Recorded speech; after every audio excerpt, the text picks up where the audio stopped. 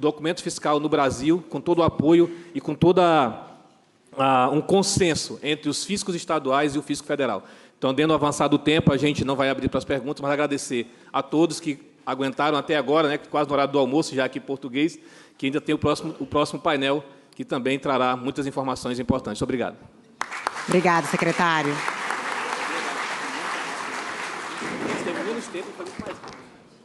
Agradeço ao secretário, que teve essa tarefa, né, de monitorar o tempo. Não é fácil, porque o conteúdo é extenso. Enquanto a gente desfaz a mesa, eu gostaria de convidar todos os congressistas para, neste momento, nos debruçar sobre o tema tributação e alterações climáticas, com a importante contribuição da portuguesa Clotilde Celórico Palma, da Faculdade de Direito da Universidade de Lisboa, e dos brasileiros Heleno Torres, da USP, e Luiz de Mello, diretor de Estudos Políticos da OCDE, além de Flávio César, presidente do CONCEFAS. Eu gostaria de chamá-los, então, ao palco, por favor. Uma salva de palmas para os nossos próximos painelistas. O mediador deste painel será o senhor Rafael Escritório, de Moçambique. Ele é especialista em direito fiscal e funcionário da Autoridade Tributária de Moçambique desde 2013 e atualmente desempenha a função de diretor da área fiscal de Guruê. Rafael, falei direitinho? Então pode vir.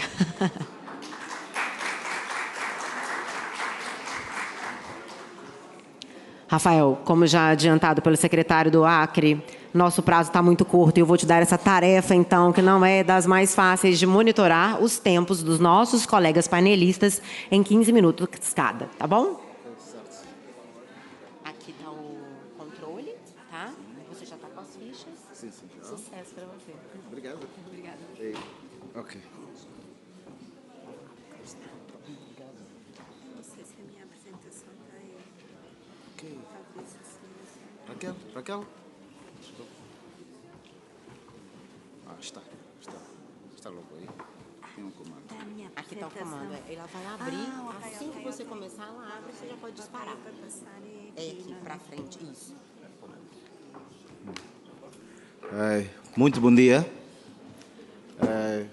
Em primeiro lugar, quero agradecer pelo convite de Nuno Barroso para poder moderar este painel muito importante com um tema atual, que dia após dia somos deparados com situações que as nossas vidas, por vezes, temos limitação em gerir as suas consequências. Estamos a falar de mudanças climáticas, que recentemente o Brasil sofreu as consequências, os nossos colegas do Rio Grande do Sul, ano passado estivemos lá, vivemos de perto o que é a consequência das mudanças climáticas, algo que é provocado pelo homem, mas as suas consequências são difíceis de controlar. É neste contexto que todo mundo fica preocupado com uma reunião de pares da COPS, procurando saber que medidas, que acordos vão estabelecer para poder mitigar ou reduzir os impactos da mudança climática. Nós, como auditores tributários, também temos a nossa parte, que é de refletir como a tributação pode mitigar os efeitos da alteração climática. É neste sentido que nos desafiamos em discutir, nessa Casa de Auditores Fiscais, o tema tributação e alterações climáticas, com pessoal muito qualificado, dispensaria a apresentação, mas vou fazer por questão de protocolo. Temos o Flávio César, presidente do CONCEFAS, o Comitê Nacional de Secretários de Fazenda dos Estados e Distrito Federal e exercendo a função de secretário de Fazenda do Mato Grosso do Sul. É também graduado em Relações Públicas e pós-graduado em Gestão e Marketing Integrados. É ex-vereador e presidente da Câmara Municipal de Campo Grande. Também atuou como secretário de Estado de Governo e Gestão Estratégica. Seu trabalho é marcado por consenso, pela mediação dos conflitos, planeamento estratégico e transparência fiscal. Depois, para completar esse belo e rico painel, temos o Luís de Melo, diretor de estudos de países no Departamento de Economia da OCDE. Ele lidera a produção dos estudos econômicos da OCDE para cerca de 50 países, fornecendo a direção estratégica ao departamento. Antes disso, ocupou cargos de destaque na OCDE como vice-diretor da Diretoria de Governança Pública e conselheiro do economista-chefe. Também trabalhou como economista sênior no Fundo Monetário Internacional e como professor no Departamento de Economia da Universidade de Kent, no Reino Unido, onde ele foi formado com o nível de doutor. De seguida, para completar, temos o Heleno Torres, professor titular de Direito Financeiro do Departamento de Direito Econômico, Financeiro e Tributário da Faculdade de Direito da Universidade de São Paulo, livre-docente de Direito Tributário pela Faculdade de Direito de São Paulo, doutor em Direito de Estado, mestre em Direito Tributário, tem curso de aperfeiçoamento em Direito Tributário Internacional em Roma e também bacharel em Direito. É membro do Comitê de Apoio Técnico do Conselho Consultivo, do CNJ, presidente da Associação Brasileira de Direito Financeiro, é diretor-presidente do Instituto Brasileiro de Direito Financeiro, foi vice-presidente e membro do Comitê Executivo Internacional da Fiscal Association, da International Fiscal Association, IFA, com sede em Amsterdão. Ocupa a cadeira 46 na Academia Paulista de Direito e é membro do Conselho Executivo do Instituto Latino-Americano de Direito Tributário.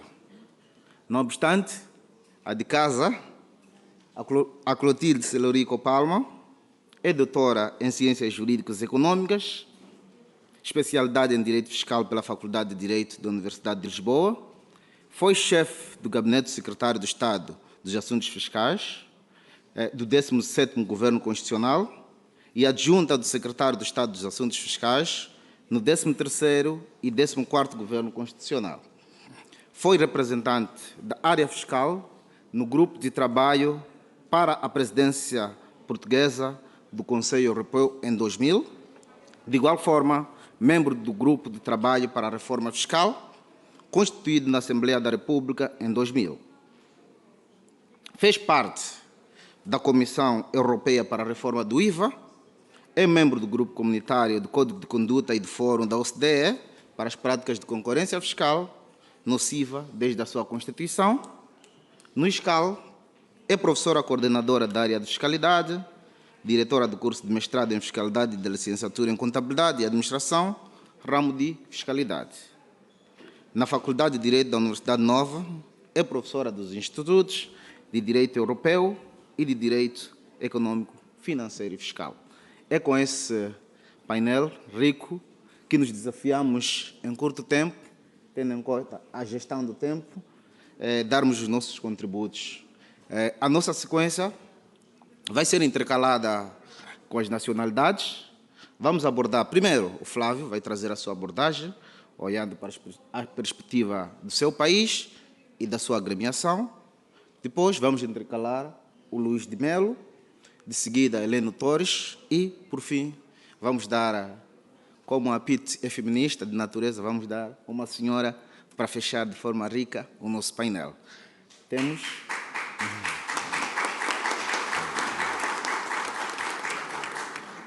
Apelo a todos a gestão do tempo, 15 minutos. Obrigado.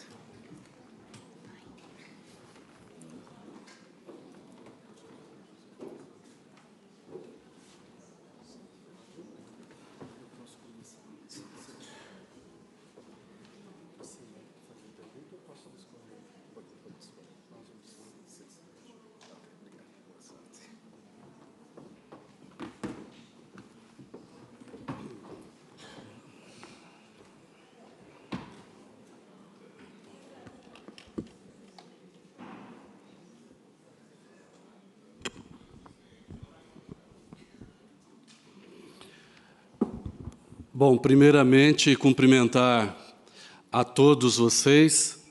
É um privilégio poder estar participando de uma mesa com tantas autoridades no assunto. Quero agradecer as palavras gentis do nosso mediador, Rafael Escritório, de Moçambique, e os demais colegas que me acompanham nessa mesa de debates. Ontem, o Rodrigo Espada fez uma menção muito especial na abertura do nosso encontro, e eu gostaria aqui de retribuir essa menção, desejando aí muita saúde e as bênçãos de Deus na chegada do Antônio, seu filho, e, sobretudo, reafirmar aqui, como presidente do Concefaz, o nosso compromisso de trabalhar e debater no nosso colegiado, contribuindo com a lei orgânica dos auditores fiscais. E na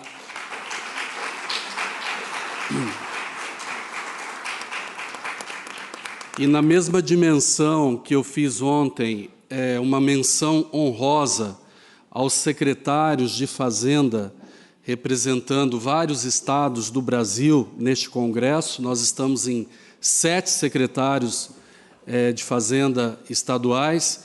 Eu gostaria também, em nome da Giovana, secretária de Fazenda do município de Salvador, na Bahia, cumprimentar a todos os representantes dos municípios brasileiros aqui presentes, e também fazer uma menção honrosa para aqueles que verdadeiramente são os maiores trabalhadores nas questões tributárias do Brasil e, com certeza, de Portugal e de demais países aqui representados. Então, em nome do Matheus Menegas, que é auditor fiscal do Mato Grosso do Sul, eu quero cumprimentar de uma forma muito carinhosa a todos os auditores presentes neste evento.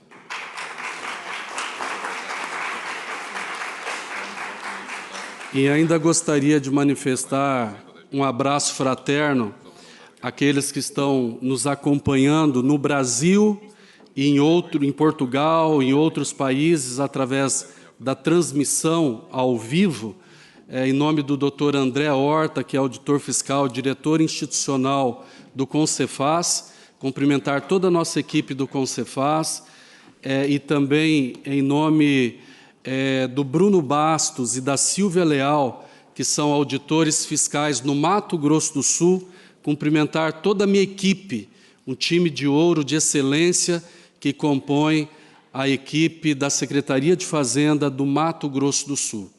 Eu disse nas minhas palavras de abertura ontem que é a primeira vez que eu venho a Portugal, embora já conheça alguns países da Europa. E eu sempre tive, secretária Pi, um desejo muito grande de vir a Portugal para saborear o famoso bacalhau.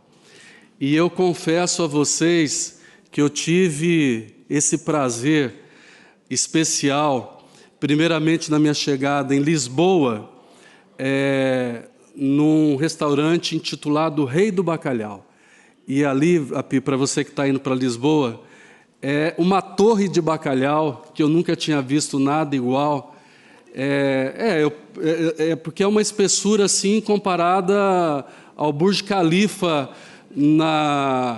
lá em Dubai. E ontem à noite nos recomendaram um restaurante aqui também em Coimbra, que é o Mundo do Bacalhau, que nós saboreamos um bacalhau coberto com um queijo típico da região, acebolado, coisa assim que eu nunca vi nada igual. Então, realmente, realizei esse desejo estando aqui em Portugal.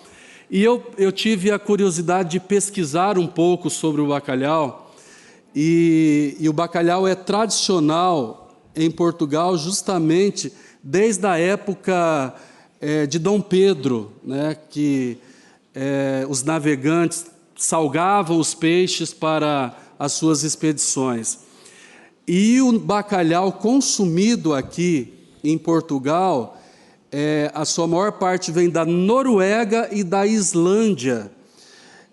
E eu fiquei preocupado com um fator que tem tudo a ver com o tema dessa mesa, que é justamente sobre a questão dos efeitos climáticos. E é interessante que existe alguns estudos que indicam, inclusive, a extinção do bacalhau por conta do alto consumo e dos efeitos climáticos, tendo em vista aí o aquecimento global, tendo em vista que o bacalhau da Noruega e da Islândia é o bacalhau considerado das águas geladas, né? Enfim, mas dito isto, apenas para fazer essa rápida introdução, ontem, na brilhante palestra do secretário Api, ele mencionou aqui toda o histórico, né, do Brasil nos últimos anos e, sobretudo, nas últimas décadas em discussão para uma reforma tributária que hoje já é uma realidade no país, onde praticamente vai se extinguir uma guerra fiscal entre estados, municípios, com a unificação de impostos, que foi muito bem apresentada justamente pelo autor e o maior conhecedor e quem mais contribuiu com todo esse processo no Brasil, que é o Bernard Api, que apresentou com excelência essa parte da reforma tributária, e por isso a minha introdução para essa fala trazia um pouco desse histórico, né? Mas, sobretudo, a emenda constitucional 132 e a lei complementar 214, ela traz, além, né, das diretrizes do IBS e CBS, ela traz também o imposto seletivo. E dentro da importância da tributação ambiental, eu gostaria de destacar alguns conceitos, né? Primeiramente, que o meio ambiente ecologicamente equilibrado é direito fundamental de todos. Estimula o comportamento ambientalmente desejável, como a poupança energética e também o uso de fontes renováveis. E desincentiva o comportamento prejudiciais ao meio ambiente, incentivando empresas a inovar em sustentabilidade e obriga os agentes que causam danos ambientais a arcar com esses danos e contribui para a preservação ambiental. E, como eu disse, esses conceitos, eles foram profundamente avaliados, discutidos e inseridos nessa nova legislação que passará a vigorar no Brasil através da reforma tributária, e a legislação ela promove um ambiente para que as empresas com menor impacto ambiental tenham uma tributação reduzida e as empresas que contribuem para mais poluição, elas pagarão mais tributos. E essa nova estruturação tributária introduzida no Brasil, com impacto ambiental, como critério para incidência ou redução de impostos. Dentro dessa perspectiva, a nova lei criou 3 novas frentes de alteração tributária: o imposto seletivo, os regimes diferenciados e os regimes específicos.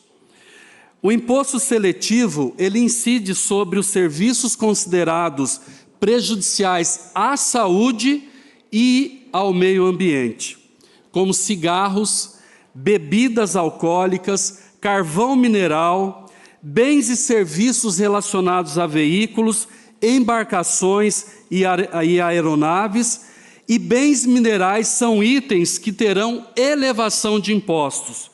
Alíquotas ainda serão regulamentadas. Nos regimes diferenciados, nós teremos uma redução de até 60% nas alíquotas do IBS e CBS para operações relacionadas a projetos de reabilitação urbana. E também prevê uma redução de até 80% nas alíquotas para locação de imóveis situadas em zonas reabilitadas, incentivando a ocupação e a revitalização econômica. As empresas que adquirirem resíduos sólidos de pessoas físicas, cooperativas e organizações populares podem também se beneficiar de créditos presumidos do IBS e da CBS. E, por fim, os regimes específicos do IBS e CBS têm uma tributação reduzida para biocombustíveis e hidrogênio de baixa emissão, tributação reduzida para etanol e biocombustível oriundo da agricultura familiar. Fazendo essa breve análise, eu quero dizer para vocês um pouco do que o CONCEFAZ, que é o Comitê Nacional dos Secretários de Fazenda dos Estados e do Distrito Federal, que é a mesa de discussão de todas as pautas fiscais e tributárias do país, composto por um colegiado formado por secretários de altíssimo nível, a maioria auditores fiscais ou servidores da União cedida aos estados. Nós temos trabalhado incansavelmente em diversos temas, sobretudo a reforma tributária, e dentro da reforma tributária, o CONCEFAZ criou um GT específico em dezembro de 2024, que é um grupo de trabalho de mudanças climáticas e gestão fiscal. Esse GT ele é formado por técnicos de todos os estados da federação, com o objetivo de criar estratégias e propor soluções fiscais que preparem o Brasil para um futuro de resiliência e desenvolvimento sustentável. Além desse GT, dentro do GT foram criados 4 sub-GTs com temas prioritários, dentre eles gestão ambiental, gestão de ativos ambientais, transição energética e contas públicas sustentáveis. A ideia do GT, ela nasceu através de uma parceria do CONCEFAZ com a Universidade Nacional de Educação à Distância da Espanha, a qual nós temos uma parceria, e nesses últimos anos, diversos auditores tiveram a oportunidade de cursar esse mestrado pelo CONCEFAZ, em parceria com essa Universidade da Espanha. Muitos outros ainda estão cursando o mestrado, e foi através dessas teses de mestrado que originou o mestrado em Administração Financeira e Administração Tributária, que originou essa ideia da criação do grupo específico para discutir esta temática. E o GT ele vai de encontro do grande debate mundial a respeito dos efeitos climáticos no planeta. O foco central, a COP30, que vai acontecer no mês de novembro de 2025, em Belém do Pará, e também os técnicos fazendários estaduais estão realizando um diagnóstico junto aos estados brasileiros, ao governo federal e aos municípios, para destacar iniciativas e propor sugestões de melhoria na gestão pública com foco nas mudanças climáticas. E o GT também pretende identificar os impactos dessas medidas na sustentabilidade fiscal. E, para concluir, eu gostaria de relatar alguns exemplos de estados que já estão atuando nessa esfera no Brasil. Dentre eles, nós temos aqui o exemplo do estado do Acre. O secretário Amarísio, que foi o mediador da nossa mesa anterior, o estado do Acre, secretário Amarísio, em 2010, lançou o Sistema de Incentivo a Serviços Ambientais, o CISA, que permitiu a criação de um comitê científico responsável pela definição e validação de créditos de carbono, utilizando uma metodologia própria. O CISA mostrou que é possível criar um sistema que combine preservação ambiental com incentivos econômicos para a população local. Parabéns, secretário Amarísio, por essa iniciativa no estado do Acre. No estado do Ceará, onde está conosco também o secretário de Fazenda, o Fabrício. Doutor Flávio, questão de tempo, já concedemos 2 minutos. 2 minutinhos, estou concluindo. O estado do Ceará criou uma zona de processamento de exportação no porto de Pecém, facilitando a instalação de usinas de hidrogênio verde que utilizarão tanto energia solar quanto a eólica. No Espírito Santo, assumiu o compromisso de zerar a emissão de gases de efeito estufa até 2050 e apresentou um plano de descarbonização e neutralização das emissões de gases de efeito estufa, que traz um diagnóstico detalhado das emissões no estado e identifica caminhos para uma redução. E, por fim, no Mato Grosso do Sul, nós antecipamos a reforma tributária e criamos uma política robusta de incentivos fiscais para projetos relacionados à produção de biogás e biometano, além de oferecer incentivos para a aquisição de equipamentos que promovam a geração de energia solar e energia eólica.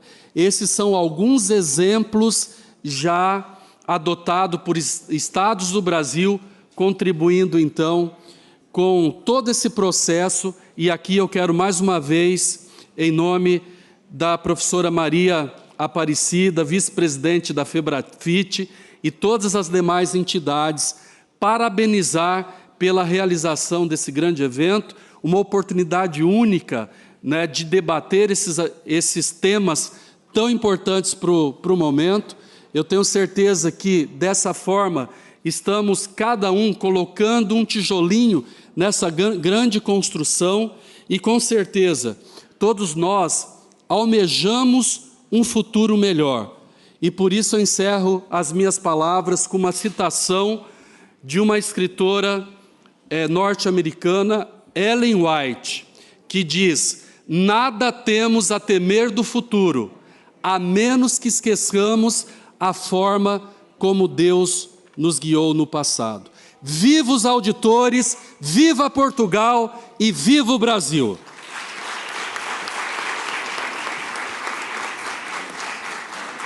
Sim, muito obrigado.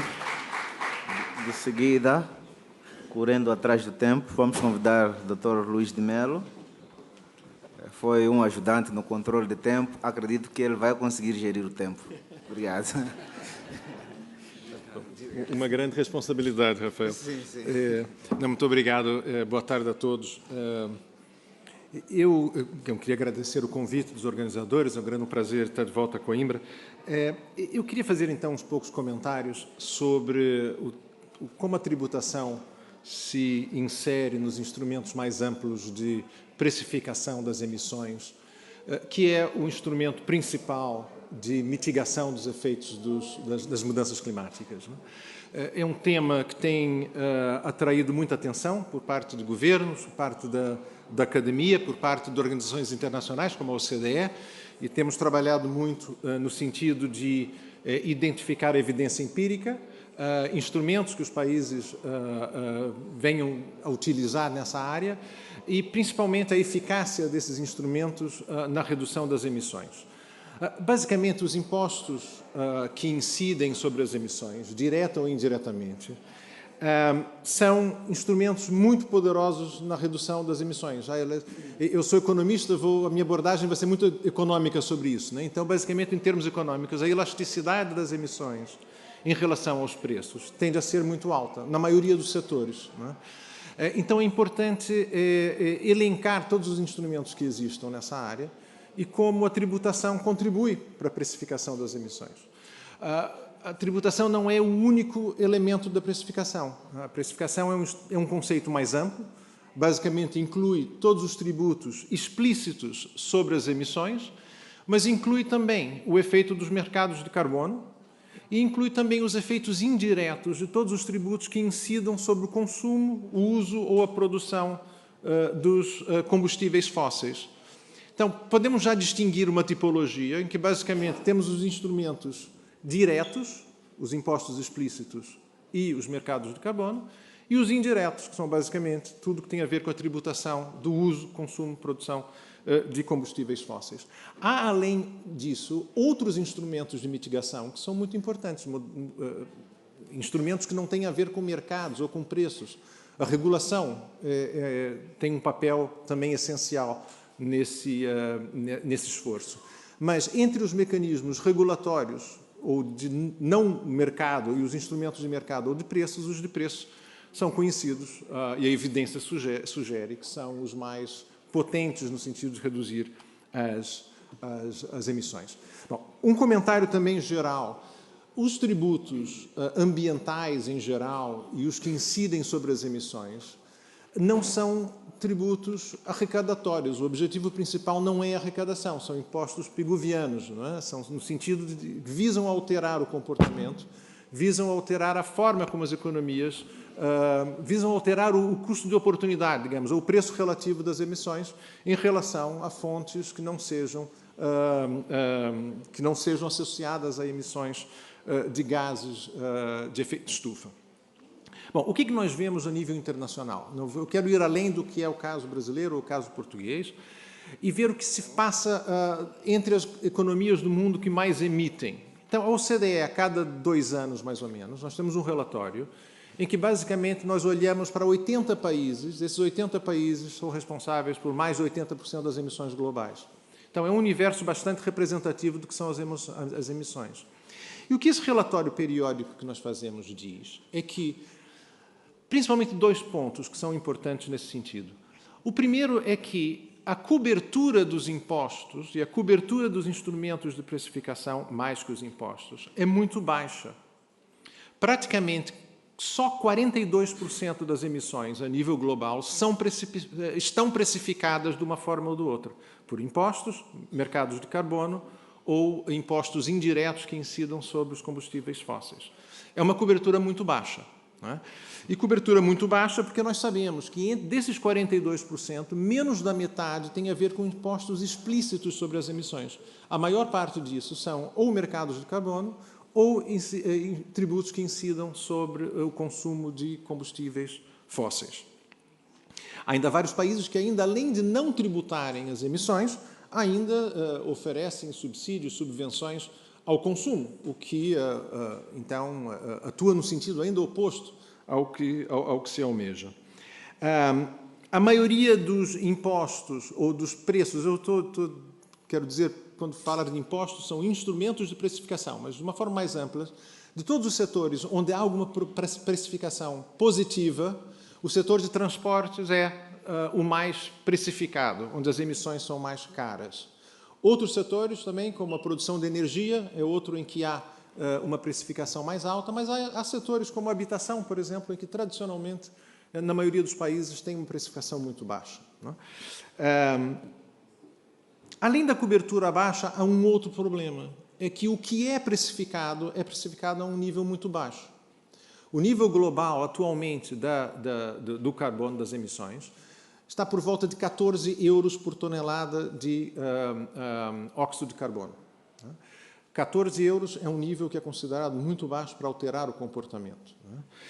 E esses, só para dar uma ideia, 14% a nível desses 80 países que eu mencionei. No caso de Portugal, o preço já está praticamente 80 euros por tonelada. No caso do Brasil, menos de 2 euros por tonelada. Então, uma disparidade imensa entre os países. Mas a média global, 14, muito, muito baixa. Por que é importante pensar no nível e na cobertura desses impostos? Em primeiro lugar, porque os estudos mostram que, como essa elasticidade das emissões em relação ao preço tende a ser alto, o aumento desse preço médio poderia corresponder a uma queda das emissões de forma significativa. Alguns dos estudos mais, digamos, respeitados apontam para uma elasticidade da ordem de, se aumentamos esse preço base do carbono em 10 euros por tonelada, então se passarmos dos 14 agora a 24, 10 euros por tonelada, as emissões de combustíveis fósseis no mundo poderiam cair em praticamente 4%. É uma elasticidade considerável, com um aumento de preço que não é tão alto assim.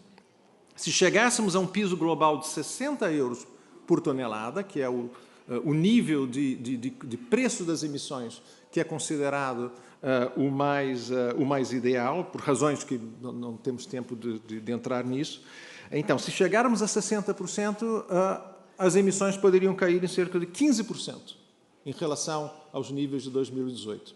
Então, um nível considerável, tendo em vista que a maioria dos países está muito longe de alcançar os níveis de redução das emissões de acordo com as metas do Tratado de Paris, por exemplo. Então, o que é que nós recomendamos, principalmente nessa área? São duas coisas muito básicas. Aumentar a cobertura desses impostos, então passar dessa situação de agora de mais de 40% de cobertura para algo que seja próximo a 100%. Porquê? Porque quanto maior a cobertura do imposto, menor a taxa que se pode impor para atingir o mesmo objetivo. E, principalmente, expandir a precificação para emissões que são atualmente não tributadas. Então, 40% tributadas, tem esse universo de 60% das emissões que não são tributadas e que já poderiam ser precificadas a uma forma positiva, de forma gradual, para atingir esses objetivos de redução das emissões. Claro que isso tudo requer uma implementação muito bem estruturada, um desenho dessas políticas de precificação muito bem feito para evitar criar um ônus desnecessário no sentido da redução das emissões, avaliações regulares dessas políticas para que se possa ter certeza de que realmente a quantidade, o nível de redução das emissões corresponde ao custo ou à precificação que se introduz, e fortalecer a capacidade institucional para que os países possam desenhar e implementar essas políticas. Nós temos perfeita consciência de que há um hiato técnico, financeiro em muitas partes do mundo que não permitem que esse tipo de tributação e de instrumento de precificação seja implementado de uma forma mais ampla. E também é importante pensar em políticas complementares. Não é que a tributação ou a precificação vá resolver todos os problemas, não. Mesmo porque, como eu mencionei anteriormente, há setores em que essa resposta das emissões em relação aos tributos ou aos preços tende a ser mais baixo, não é?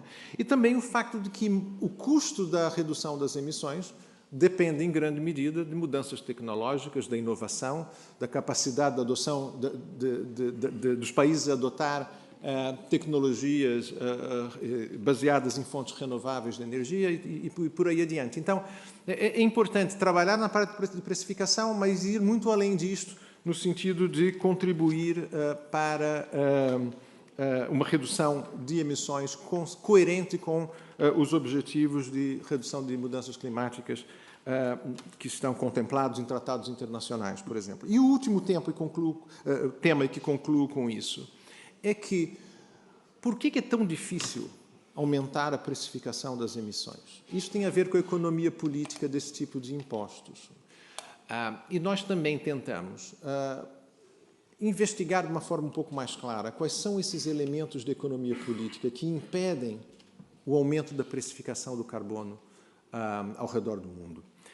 Então, o que nós fizemos para isso foi uma coisa muito interessante. Foi um projeto que basicamente consistiu em utilizar uma pesquisa de opinião pública, e fizemos isso para mais ou menos 20 países, mas com amostras representativas, então algo feito de forma que se possa interpretar os resultados de maneira estatisticamente sólida.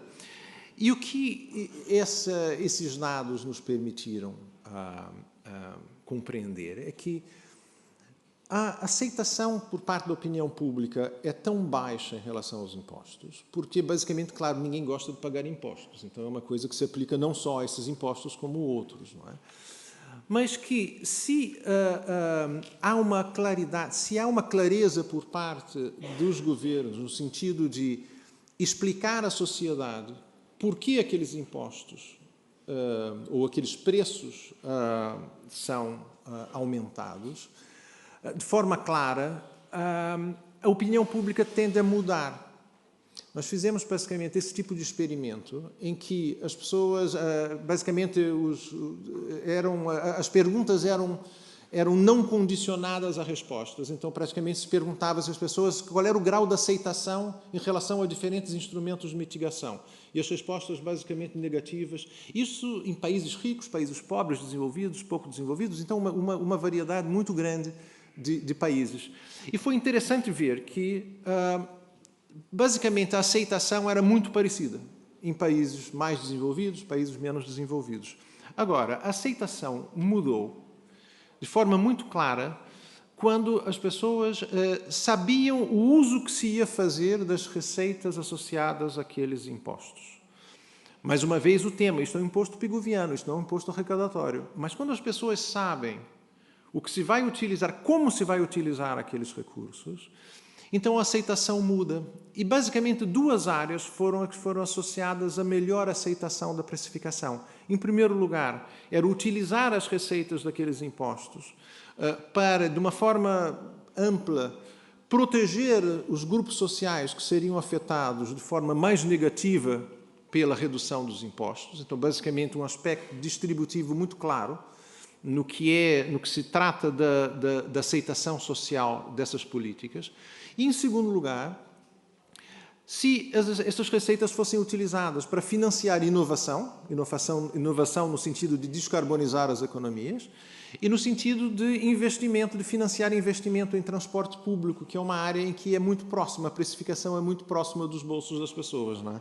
Então, foi interessante ver isto, porque uma mensagem, em termos de desenho de políticas públicas, é que o preço é importante, mas não é tudo.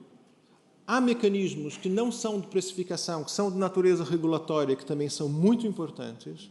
E, em terceiro lugar, uma coerência entre as diversas medidas de mitigação, principalmente no que tange à utilização dos recursos que o governo tem à sua disposição, com base naqueles impostos ou naqueles instrumentos de preço, tendem a afetar a aceitação por parte da sociedade desses instrumentos. Então, isto para nós foi um período de aprendizado interessante, que incorporamos nas nossas recomendações de desenho de políticas públicas para os países. Já temos visto alguns resultados em que instrumentos ou novas políticas de precificação, quando são bem comunicadas, bem explicadas e que são voltadas à aceitação por parte da sociedade do que se faz, tende a ter mais êxito do que políticas que não têm todas essas características. Então, do ponto de vista do painel, que é como trabalhar no sentido de reduzir as emissões que são responsáveis pelas mudanças climáticas,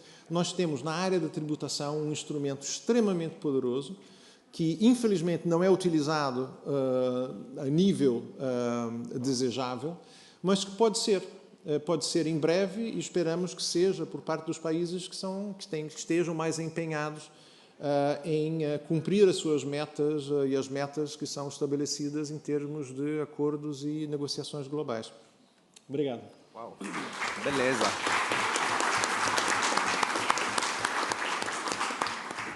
Sim, é realmente auditor de tempo, é um exemplo. De seguida vou convidar o Dr. Heleno Torres para seguir o exemplo ou ser menos que... Sim, o campeonato do tempo. Agora sim, que tem uma tela com 15 minutos à minha disposição, fica muito fácil controlá-la. Um bom dia a todos, presentes. Queria dizer da minha alegria de estar nesse 9º Congresso Luso Brasileiro de Auditores Fiscais, que se realiza aqui, não só na cidade, mas na simbólica Universidade de Coimbra, que para nós, eu que fiz minha graduação na Faculdade de Direito do Recife, sou professor na Faculdade de Direito do Largo São Francisco, em São Paulo, tenho muito afeto pelas tradições coimbranças, porque foram elas quem nos legaram toda a trajetória, o passado e as grandes cerimônias para o direito brasileiro, né? E digo isso também saudando Rafael Escritório, aqui nosso presidente, ao lado do Luiz Melo, que preside com Cefaz, tem essa missão agora, né, uma entidade muito importante. Saudar também, e digo isso com muito gosto, porque essa exposição do Luiz foi importantíssima para todos nós. O Dr. Luiz Melo não só é um grande economista, como hoje tem essa missão de tratar das políticas públicas relacionadas na OCDE a esses grandes temas. E digo apenas que deixo aqui, não por menos, mas porque a professora Clotilde Palma, ela falará depois de mim, ela esteve sempre aqui comigo na carreira, ao longo de toda a minha carreira que estive aqui em Portugal, teve sempre uma presença muito relevante, né? O professor Paes Ferreira, meu querido amigo, que não vejo aqui também, outros professores que também já passaram por aqui. E digo isso com muito carinho, Clotilde, muito bom falar ao seu lado aqui nesse painel. E queria saudar também aqui a presença do Bernardo Api, toda a equipe, Manuel Procópio, todos que estiveram aí envolvidos com a reforma tributária, meus cumprimentos, porque o Brasil realmente assumiu, nessa reforma tributária, um compromisso de proteção com o meio ambiente, que, para mim, é muito simbólico. Não é? Muito simbólico porque traz, creio eu,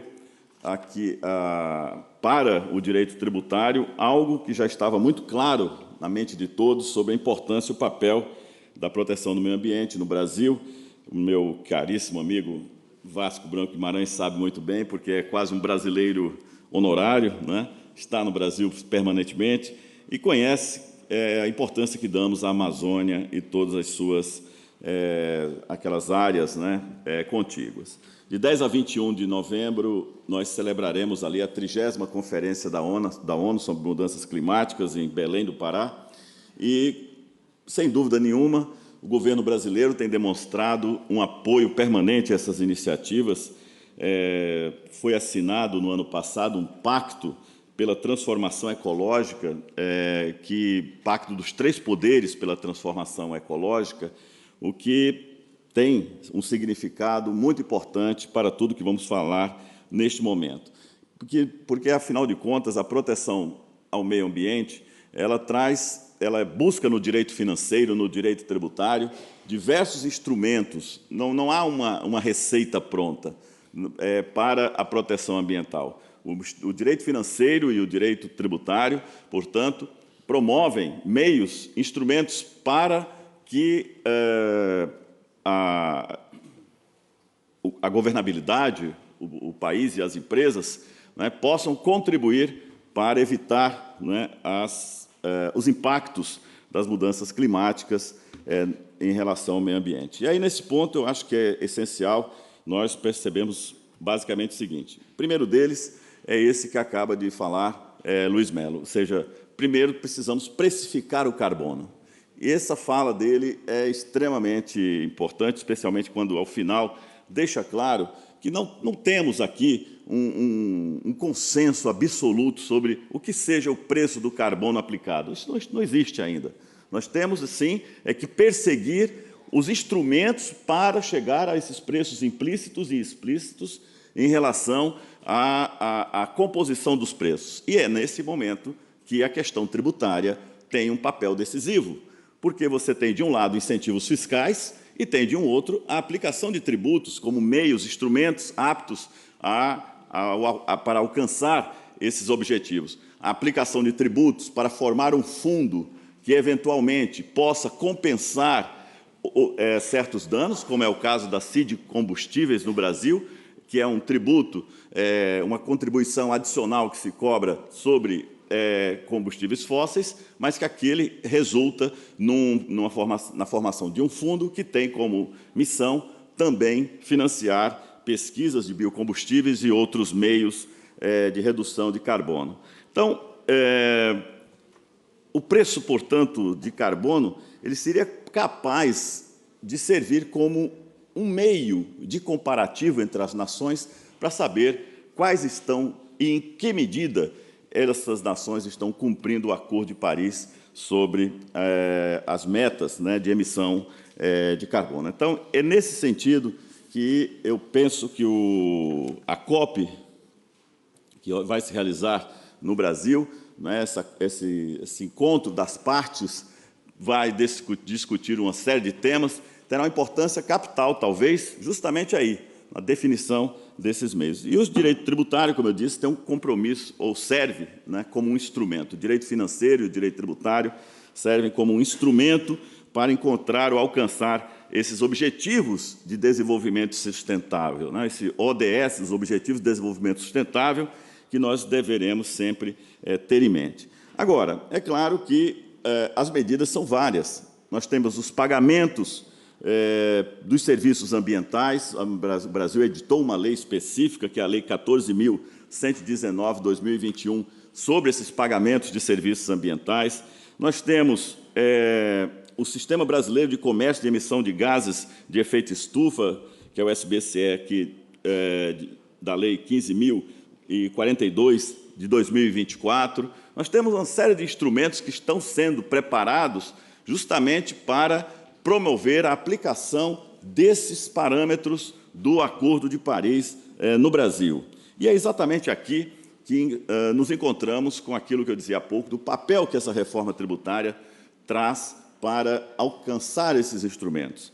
O primeiro deles é justamente aquele de um princípio no artigo 145, parágrafo 3º, que não se aplica apenas à reforma tributária, aplica-se a todos os tributos, não é, portanto, de uma aplicação restrita à IBS ou CBS, mas sim a todos os tributos, que tem uma demarcação muito clara ao dizer que, ao lado dos princípios de simplificação, transparência,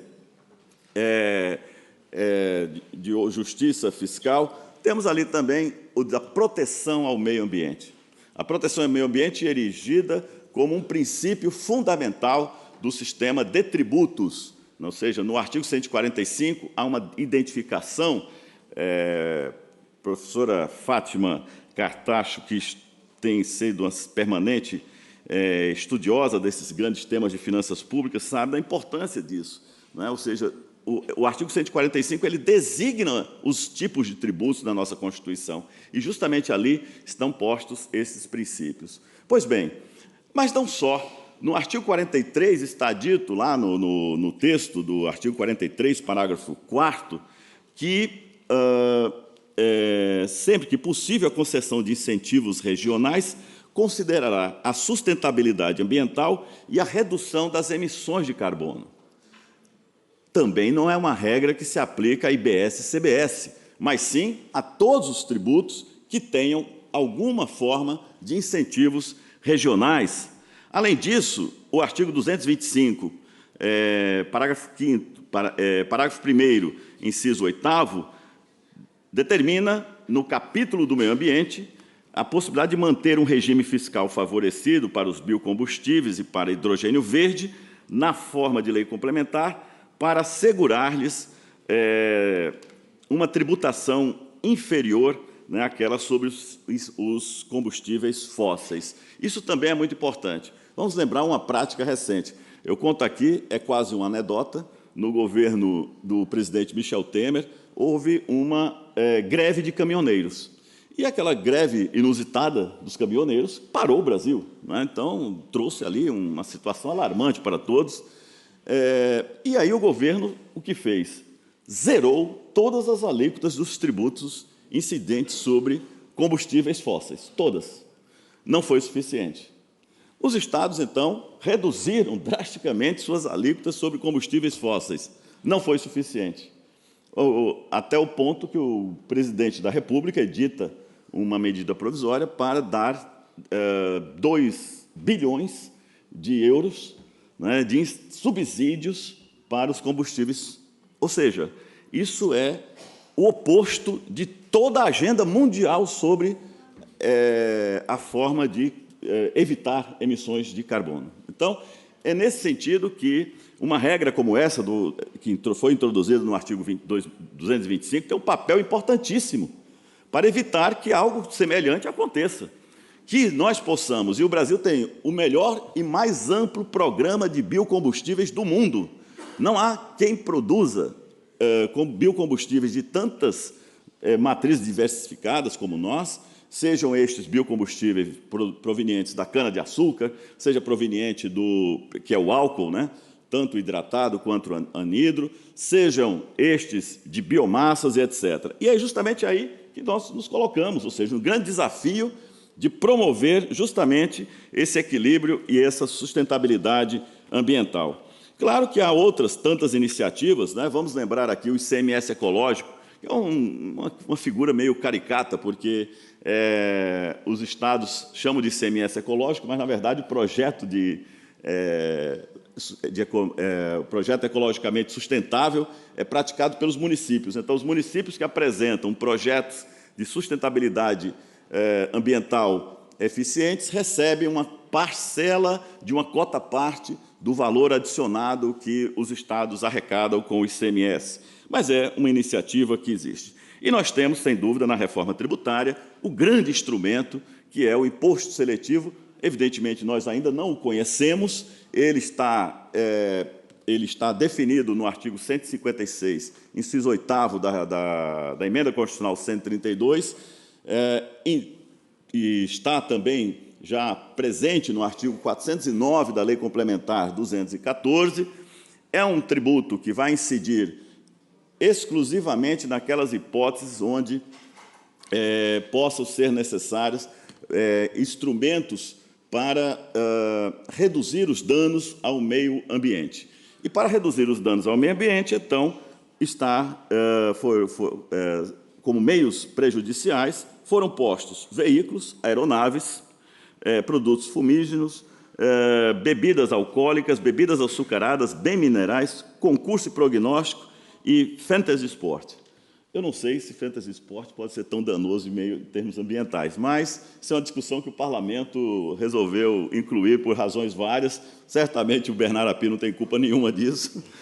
Ele sabe muito bem que não foi da cabeça dele que saiu isso. Estou apenas fazendo a crítica ao nosso Congresso Nacional, que, de última hora, incluiu essa figura entre as modalidades prejudiciais à saúde que estarão, então, sendo afetadas pelo tributo. A questão simples é exatamente esta, ou seja, não importa, e a forma dessa tributação, evidentemente, é de incidência única, é um tributo monofásico, ele tem terá um papel, portanto, extrafiscal relevante na construção dessas medidas, mas vamos voltar ao que eu disse no início. São instrumentos que se somam a tantos outros, cujo papel nós vamos ter que definir caso a caso, não é? Porque, afinal de contas, as mudanças climáticas, ora vão exigir incentivos fiscais, por exemplo, com relação a meios que permitam a redução desses efeitos esses efeitos danosos.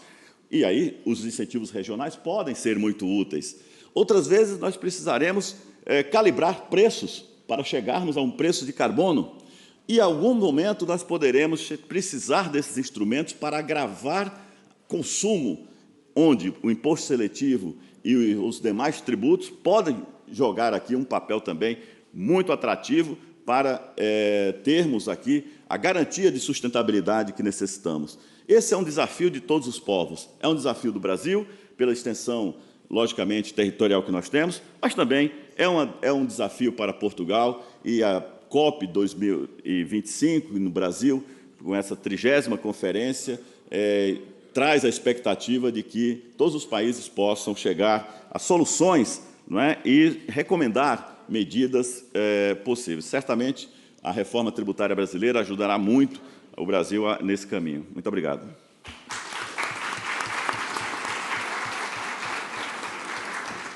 Muito obrigado pelo tempo. E agora vai passar para Clotilde, para poder brilhar. Sendo gênio, acreditamos que vamos sair felizes. 15 minutos. Muito obrigada. Boa tarde a todos. Estamos mesmo em cima já da hora do almoço e eu prometo ser breve. Queria começar por dizer que é para mim uma grande honra estar aqui neste Congresso Luso-Brasileiro. Eu tenho uma grande ligação com o Brasil, cheguei a viver no Rio de Janeiro e tenho feito várias intervenções no Brasil. Queria cumprimentar os meus colegas de painel e dar os parabéns pelas excelentes intervenções e, se me permitem, uma palavra especial ao meu querido amigo, professor Heleno Torres, que me acompanha já há vários anos nestas incursões. Eu queria naturalmente agradecer à APIT o amável convite para estar aqui e também para ter organizado o livro que vamos apresentar logo a seguir ao almoço e faço na pessoa do Dr. Nuno Barroso. Ora bem, eu vou-vos falar de um tema quente. Eu diria que o tema é ainda mais quente do que o dia de hoje. E é um caso de sucesso, este caso que eu vos trago. E é sempre bom falar de casos de sucesso. É o caso da tributação dos sacos de plástico em Portugal, que se insere na nossa reforma da fiscalidade verde, que foi uma reforma transversal que introduziu medidas em vários tributos, tornou esses tributos mais verdes e criou outro tipo de tributos parafiscais com esse efeito pigoviano da alteração do comportamento dos contribuintes. E este é precisamente um caso em que houve, na realidade, a alteração do comportamento por parte dos contribuintes. Se repararem, é quase moda, digamos, em Portugal, ver uma senhora com um saquinho de pano. Eu própria tenho ali o meu saquinho de pano, que já uso há uma série de anos, mas em virtude, diga-se de passagem, muito desta alteração que houve na tributação dos sacos de plástico. E, de facto, o que nós verificamos é que há imensa gente em Portugal com sacos de pano, que, no fundo, decorre precisamente esta introdução do imposto sobre os sacos de plástico, e o mais interessante é ver que as pessoas, quando vão ao supermercado e se esquecem do saquinho de pano, há algumas até que fazem um papel hilariante a tentar, em pirâmides, levar as coisas para casa sem adquirir o tal saco de plástico. Eu lembro-me, quando era miúda, nas famosas viagens atribuladas de Lisboa para o Algarve, não havia autoestrada e nós tínhamos que percorrer estradas sinuosas, mas lembro perfeitamente de ver nos carros à frente do nosso uma série de detritos a serem deitados fora para a estrada. Aquilo era absolutamente normal, infelizmente. Atualmente, as novas gerações são logo as primeiras a apontarem o dedo. Isto no nosso país e em vários países. Lamentavelmente, devo-vos dizer que passei uns tempos em State College, nos Estados Unidos, que é uma cidade universitária, e quando lá cheguei tentei fazer a seleção do lixo. E disseram-me logo, não, aqui não há seleção de lixo. Numa cidade universitária onde fica uma das mais famosas universidades dos Estados Unidos, que é a Universidade da Pensilvânia, a Penn University. Bom, ora bem, e por isso não é também por acaso que o Sr. Trump, mal toma posse, resolve pura e simplesmente dar o não dito em relação ao Acordo de Paris. Foi uma das primeiras medidas que adotou e enquadra-se perfeitamente neste tipo de mentalidade que torna difícil a mudança de comportamentos que se requer neste contexto a nível internacional. Bom, eu vou tentar ser rápida. Todos nós sabemos que navegamos em ondas de plástico, mas pior do que isso ainda é o facto do plástico navegar dentro de nós, com todos os efeitos nocivos. Como sabem, nós temos, infelizmente, uma série de microplásticos dentro de todos nós, que, enfim, ganhamos através do próprio ar que respiramos, da comida que ingerimos, etc, etc, etc. Bom, nós estamos a falar de impostos que visam precisamente mudar o comportamento dos contribuintes, portanto, não estamos a falar, como disse o meu colega, de impostos com objetivos de arrecadação de receita tributária, mas sim dos tais impostos sufocantes, se quiserem, ou destruidores na terminologia anglo-saxónica. E, portanto, o imposto sobre os sacos de plástico é precisamente um desses exemplos.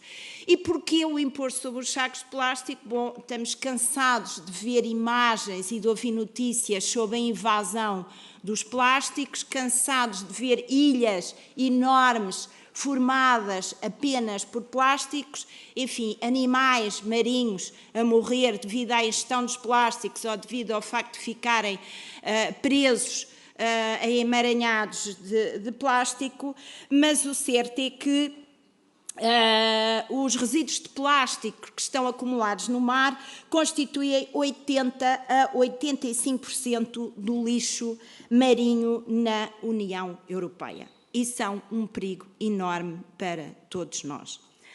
No contexto do combate à utilização do plástico, foi instituído o Dia Internacional Sem Sacos de Plástico, que está brevemente a acontecer, que é o dia 3 de julho de 2024, e podemos encontrar em vários sites uma série de informação sobre os efeitos nocivos precisamente do plástico, nomeadamente no site desta organização ambientalista da WWF, que nos alerta para o facto da produção, a poluição provocada por este material poder pura e simplesmente triplicar até 2040 se nada fizermos. E, de facto, isto é bastante alarmante na medida em que a produção de plástico é enorme e, com a tomada de posição do Sr. Trump, enfim, é, de facto, extremamente preocupante. Quer em relação ao Acordo de Paris, quer em relação a outras medidas que tinham sido tomadas pelo governo anterior, nomeadamente pelo presidente Biden, no tocante aos veículos e à adoção até 2030 de veículos elétricos. Portanto, há uma série de medidas, infelizmente, que representam um grande retrocesso nesta temática. Fazendo um bocadinho de história, um apontamento histórico, os sacos de plástico foram inventados em 1959 por um engenheiro que achava que era uma parvoíce nós não termos sacos que fossem reutilizáveis. Em Portugal, a nossa primeira taxação dos sacos de plástico ocorreu no contexto da tal reforma da fiscalidade verde e entrou em vigor em 2015 uma taxa obrigatória de 0,08 euros para os chamados sacos de plástico leves. Eu deixo-vos aqui a indicação da legislação, não vos vou amassar e muito menos agora à hora do almoço com pormenores sobre a legislação, mas queria-vos só dizer que em janeiro deste ano estava prevista a entrada em vigor de uma taxa de 0,04 euros para sacos ultra leves, mas foi adiada. E, por sua vez, em 2023, os sacos tiveram para ser proibidos, mas a norma foi revogada. Enfim, está aqui sempre interesses que nos transcendem em jogo. De qualquer maneira, queria-vos deixar a nota que estas medidas foram adotadas no contexto de um quadro legislativo do direito da União Europeia e, portanto, no fundo, nós fomos obrigados, digamos assim, em Portugal a adotar estas medidas, porque representam a transposição de muitas regras de diretivas da União Europeia. E neste momento o que é que nós temos em matéria de tributação dos sacos de plástico? A tal contribuição sobre os sacos de plástico leves, a contribuição sobre os sacos de plástico muito leves, mas carece de regulamentação, e a contribuição sobre as chamadas embalagens de utilização única. A nossa reforma da fiscalidade verde partiu de um princípio, obviamente, de proteção do meio ambiente, etc., mas sempre também com enquadramento nas diretivas europeias, é bom ter isso presente, e também de um chamado princípio de neutralidade fiscal. No sentido de que, e há pouco o colega falava na importância, no fundo, da literacia fiscal junto das pessoas para explicar o que é que se vai fazer com o montante arrecadado, isso é extremamente importante, essa matéria é-me particularmente querida porque tenho um projeto de cidadania e educação fiscal que tem sido bastante gratificante, mas neste caso concreto o que o Governo veio prever é que o montante arrecadado com estes novos impostos no fundo, seria devolvido aos contribuintes noutras áreas, nomeadamente na diminuição do nosso imposto sobre o rendimento das pessoas físicas, o IRS. O certo é que se previa que fossem arrecadados 40 milhões de euros em resultado dessa medida, mas na realidade não se trata de tributos com fins de arrecadação de receita e depois, como todos nós sabemos, os contribuintes têm uma grande imaginação que os levou a contornar o pagamento do imposto, nomeadamente através da alteração da calibragem dos sacos de plástico, etc. Bom, isso, na realidade, traduziu-se numa arrecadação muito inferior a esta que o Governo estava à espera, conforme dados que vos vou deixar. Queria também deixar nota que, entretanto, como os colegas brasileiros sabem, nós temos duas regiões autónomas, da Madeira e dos Açores, que têm alguma autonomia em matéria tributária, e nessas regiões autónomas também houve criação de tributos sobre os sacos de plástico dentro dos limites da sua autonomia tributária. Ora bem, como é que avaliamos então este imposto? É um caso de sucesso, como disse logo de início. Há um relatório muito interessante feito para a Agência Portuguesa do Ambiente em fevereiro de 2018 pelo ISCTE, pelo Instituto Universitário de Lisboa, cuja designação aqui vos deixo, e que conclui que, na realidade, este imposto foi um sucesso e se traduziu numa redução substancial da utilização dos sacos de plástico. Mais, os inquiridos estão cada vez mais sensibilizados para os problemas causados pelos plásticos e são favoráveis a este tipo de tributação. Isto, de facto, é visível ao cidadão comum. Conforme vos disse, nós nos supermercados vemos as pessoas, em regra, trazerem sacos de pano ou sacos reutilizáveis. Há também um relatório muito interessante do Tribunal de Contas, precisamente sobre esta questão, de uma forma mais ampla, sobre a questão da gestão dos resíduos urbanos de plástico. Portanto, resulta de uma auditoria feita em março de 2022 pelo Tribunal de Contas, e o Tribunal de Contas conclui exatamente no mesmo sentido, que a introdução deste imposto excedeu muito as expectativas que tínhamos. E houve, de facto, uma grande retração no consumo, que se pode verificar aqui nestes dados que estou a projetar, sendo certo que durante o período da Covid houve aqui uma diminuição, digamos assim, em relação aos dados e um aumento do consumo dos sacos de plástico por motivos óbvios. Como sabem, houve um grande consumo de alimentos em casa, etc. Enfim, e lá estavam os malogrados sacos de plástico. Em termos de receita fiscal, deixo-vos aqui os dados. De facto, de acordo com o nosso Instituto Nacional de Estatística, a receita ficou muito aquém da prevista, mas há dados, conforme vos digo, que nos transcendem devido à imaginação dos contribuintes e, portanto, não tem um grande peso. Iria brevemente concluir, para não vos maçar, e porque, enfim, estão desejando de ir comer o famoso bacalhau, depois daquele apelo ao consumo do bacalhau. Só para vos dizer que é óbvio que esta é uma medida pontual. Nós temos que combater a questão das alterações climáticas de uma forma sustentada, transversal e holística. Agora, o fator fiscal, sem dúvida, e o meu colega ressaltou bem isso, é um fator primordial também na mudança dos comportamentos. E, por isso, todas estas iniciativas são de louvar para tentarmos ainda salvar aquilo que nos resta e salvar-nos a nós. É preciso pensarmos nisso também. Muito obrigada e o resto uma boa conferência.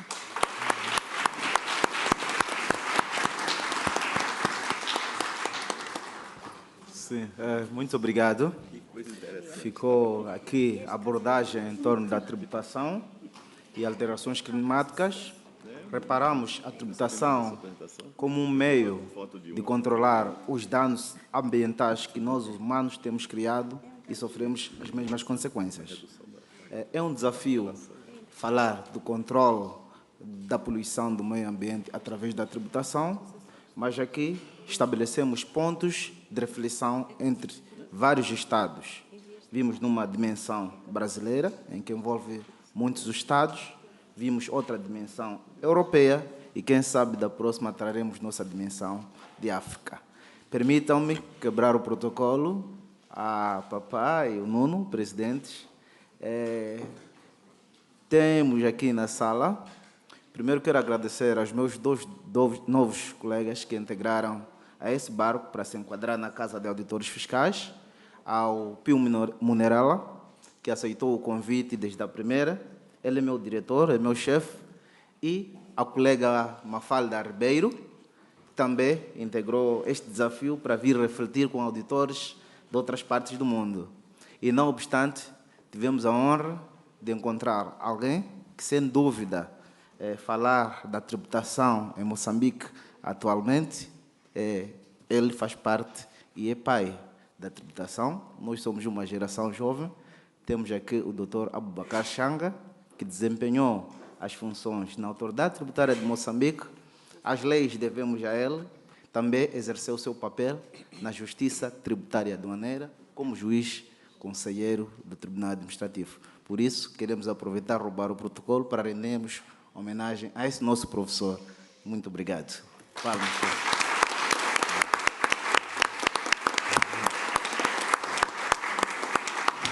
Sim, muito obrigado, painel. Então, de parabéns pela gestão de tempo e pelos ensinamentos. Muito obrigado, Raquel. Até a próxima. Graças a você, Rafael. Obrigada. E a colaboração dos colegas. Bom, como o Rafael disse, sem mais delongas, este painel está finalizado. Nós faremos um intervalo para o almoço e a torre de bacalhau, como queiram. E nós voltaremos às 2h45, ok? Espero vocês.